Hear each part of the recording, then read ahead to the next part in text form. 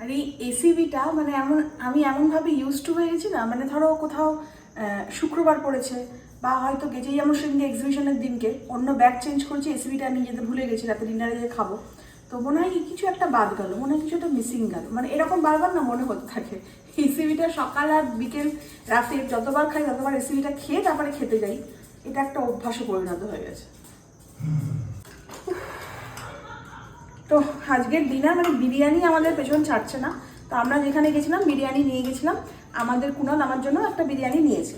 এবার রাতের বেলা দেখো কালকের মাটনও রয়েছে, তার সাথে রয়েছে হচ্ছে মাটন বিরিয়ানি, আমরা মিক্স করে খাচ্ছি। আমিও খেয়ে নিচ্ছি কারণ এখানে রয়েছে, এটা হচ্ছে আমাদের বিরিয়ানি, মানে থাকলে এখন ফ্রিজে থাকবে। আমি একটু বিরিয়ানি না, রুটিও রয়েছে, তো রুটিটা আমাদের খুব শীঘ্রই না, আমার আর তোমার কাউকে আর লেজুরে আর নিয়ে যাব না, আমি আর তুমি কোথাও গিয়ে একদিন কাটিয়ে আসবো। কাউকে একদিনের জন্য আমি আর না না ওইটাই বলছি, একদিনের জন্য হেক্টিক হয়ে যায়। কি বলতো আমার মানে প্রবলেম হয়ে যাচ্ছে, আমি আর তুমি যাব শান্তি করে, দেখবে আমাদের মাইন্ডটা ফ্রেশ হয়ে আসবে।